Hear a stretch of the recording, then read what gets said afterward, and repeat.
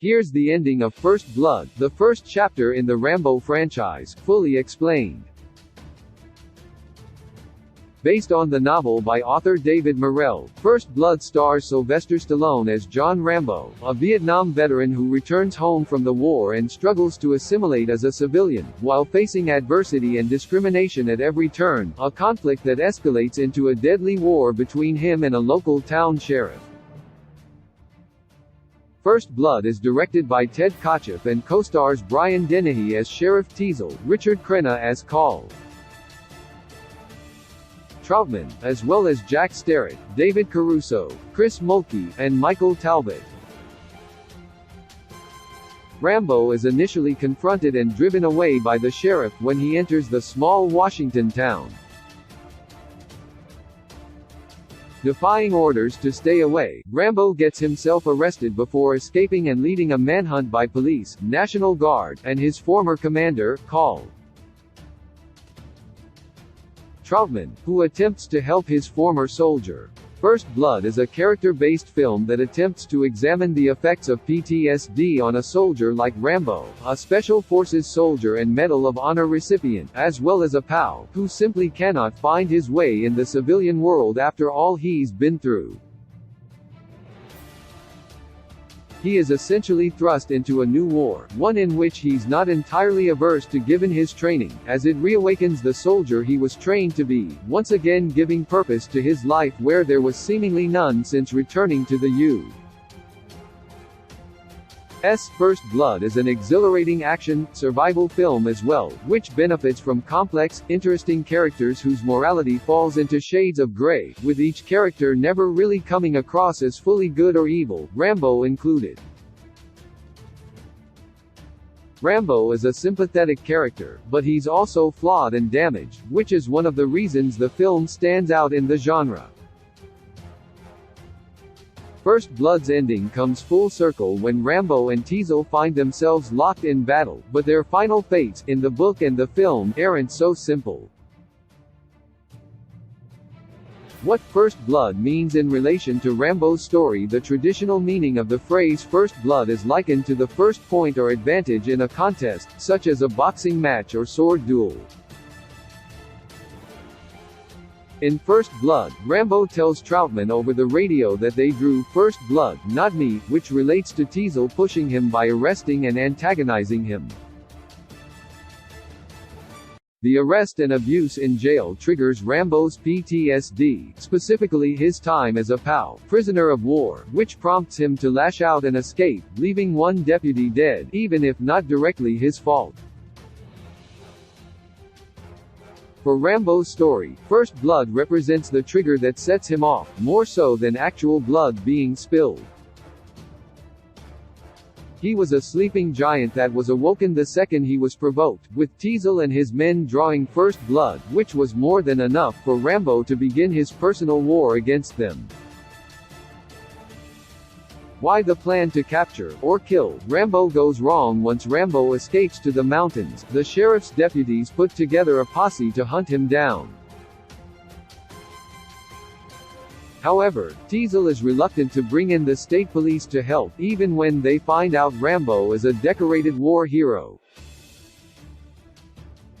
His pride is hurt, and with one of his deputies dead, he makes it his mission to see capturing Rambo through. The sheriff's deputies are shown to be inept at capturing Rambo, including Teasle, who is confronted by Rambo in the melee, saying, "Don't push it, or it'll give you a war you won't believe. Let it go." This has the opposite effect, and Teasle rallies everyone to his cause, including the National Guard. Things get worse when Colonel Troutman shows up, saying he's there to save them from Rambo, which does not go over well and only further hurts Teasle's pride. The attempts to talk Rambo out of the mountains is fruitless, as he is already committed to this new war. The National Guard troops and police close in on Rambo toward the end of First Blood, eventually cornering him in a mine. They attempt to blow the mine, thinking that he would be dead as a result, but Rambo escapes through the tunnels, defying their attack. The simple reason for all of this is that everyone underestimates Rambo, minus Troutman. He is constantly referred to as only one man, but what everyone fails to see is that Rambo is a Green Beret with years of combat experience and training. In sum, no one, including the police, deputies, National Guard, etc., are trained or prepared to deal with Rambo at his level. The irony of this dynamic is that they all viewed him as a maniacal vagrant from the start, rather than the highly trained lethal killing machine that Rambo was. Had Rambo been treated with respect with his veteran status and recognized for what he was capable of, then none of the events in First Blood would have gone down as they did. Why Rambo was so determined to kill Teasle, why he didn't. Once it's all boiled down, Rambo's plight and the reason he's on the run is because of Teasle's pride. Teasle couldn't let it go, and as a result felt that by taking down Rambo he would show that he was the authority in the situation and that he was in the right for taking the actions he did. For Rambo, Teasle's disrespect and attempts at authority only served to anger him, as he had reached his breaking point in trying to find his way in the civilian world. He couldn't hold down a job, all of his friends were dead, and he had no home to speak of. All Rambo has, at the time of First Blood, is his experience in Vietnam as a highly trained operative, now laden with untreated PTSD. Teasle's instigation with Rambo creates a target for his hate and pain. It also gives him a new mission, a purpose, and, ultimately, a target. Rambo begins a new war, fighting a new enemy, using all of his skills to fight, evade, survive, and kill, if necessary. Teasle doesn't just represent an enemy target to Rambo, but also a figurative one as well. The sheriff represents everything that has held Rambo back since returning from the war: authority, disrespect, hatred, and being ostracized from society. By going to war with Teasle, he's going to war with the country that has abandoned and forgotten him.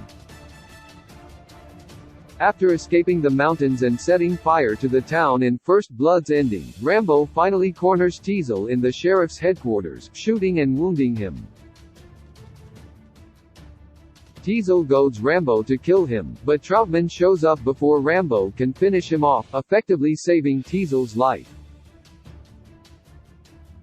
Had Troutman not shown up, Teasle very well could have been killed, but since he did, no one will ever know if Rambo would have killed him or not. First Blood book versus movie ending explained. Morell's book was published in 1972, inspired by the author's discussions with students of his who were Vietnam veterans, as well as the World War II hero Audie Murphy, who suffered severe PTSD after returning home from war. As a result, Morell constructed Rambo as a Vietnam veteran version of Murphy, putting him in a what-if style situation in First Blood. The book and movie are largely similar, with the book being far more extreme, including Rambo's rampage against the sheriff's deputies, whom he kills in the book, while only wounding in the film. The final confrontation between Rambo and Teasle in the book is much more drawn out, with Teasle ambushing Rambo, leading to both of them being shot and near death. Rambo escapes to a shed, planning to draw Teasle in and have them kill one another in the First Blood book ending, but his warning shot ends up putting Teasle down for good. Rambo is too wounded to kill himself and is instead shot in the head by Troutman, killing him instantly. The First Blood ending in the movie has Teasle and Rambo squaring off at the sheriff's headquarters. Rambo shoots the sheriff on the roof, causing him to fall through the skylight. Rambo isn't shot at all, as he is in the book, and is about to finish Teasle off when Troutman appears and stops him. He tells Rambo it's over, and Rambo breaks down, surrendering to his former commander. He's led out in handcuffs and taken without incident. However, director Ted Kotcheff shot the happy ending as well as the suicide ending. In the suicide ending, Troutman points a gun at Rambo, but can't pull the trigger, prompting Rambo to grab it himself, setting the gun off and killing him. This First Blood ending tested poorly, so the ending where Rambo lived was instead used for the final film, which effectively opened the doors for 4 more Rambo sequels. Nothing is over. What Rambo's breakdown in First Blood means. Rambo's final speech to Troutman in First Blood's ending is the pinnacle of his journey in the film. Troutman tells Rambo it's over, and he replies that nothing is over, before breaking down and confessing the issues haunting him. From the memory of a comrade getting blown up in a suicide attack in Saigon to how he can't hold down a job as a civilian, Rambo opens the floodgates to Troutman. When he was a soldier, he was in charge of million-dollar equipment, leading combat operations, and fighting a war his country sold him on, trained him to fight in, then betrayed him when he returned from it when they didn't have the stomach to finish it. It's a common sentiment shared among Vietnam veterans, one of the few generations that returned home from war only to be vilified by the country that sent them there. Rambo represents those who served in Vietnam, coming home to an unwelcome nation and, having lost his way completely, falls back to what he did best, lashing out against the society that has rejected him. First Blood's ending encapsulates the emotional plight of combat veterans, particularly of that era, before PTSD or combat trauma were recognized, leaving broken and damaged warriors to roam the heartland as outsiders, rather than be welcomed, accepted, and respected for their sacrifice, which is all Rambo ever wanted.